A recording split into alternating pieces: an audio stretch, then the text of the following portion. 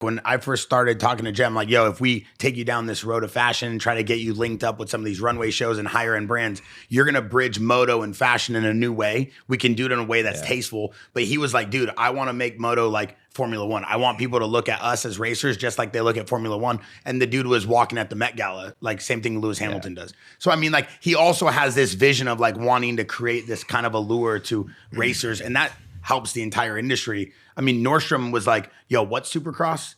And then they were like, oh, okay, we know who these guys are. And then they knew who Twitch was. Moto don't get the recognition that it should. Like with how gnarly these dudes, like these dudes are the gnarliest athletes in the world, I believe. In the world. The shit they put their body through, the stress levels, the thing they do, the heart rates, like everything. Seriously though, right? Yeah. Because like I can walk into any Formula One team, somebody on the team's like, wow. And then they'll pull you in the back. They'll show you everything because they fucking love moto. Yeah, they remember because they know I can walk into any Formula One paddock, any MotoGP paddock, and those two categories are the only ones I care about. MotoGP is the baddest sport in the world. Insane. Outside of Supercross, MotoGP is just awesome. I love it. Formula One, I can take it or leave it. I think it's awesome, but you know, it is what it is, right? Like it's car racing, and then you're just a monkey strapped in a seat, and if you have the best seat, then you win races. Your seat's winning.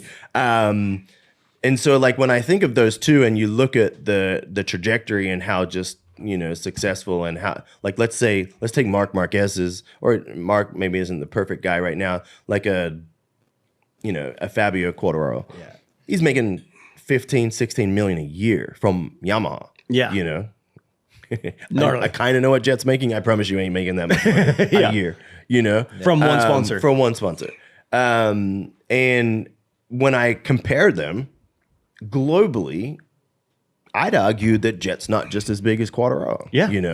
And unfortunately our sport is American based. The World Supercross thing, I got in trouble because I started doing it because I seen it was an outlet. Like it was like our sport needs that. We need to be on world. Like when you think about the US budget, it's this big. Yeah, versus every other. Where you go into a global budget and it's this whole it's enormous. Yes. And so I am always in favor of like our sport. I always believe that we have this ceiling that is super, super, super low.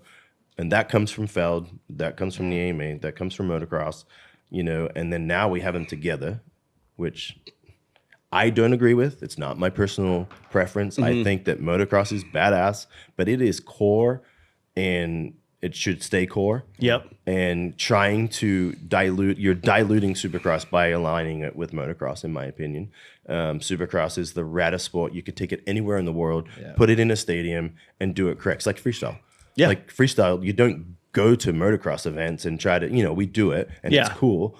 But like if you're doing an X Fighters or an X Games back in the old days, you don't take it to rural cities. No. You put it in the biggest city in the middle, right? And that's it. And you do it because you can. And that's what Supercross is. And we're, as a sport, not singling anyone out, as a sport, we're not doing a good job at that. Yeah, for sure.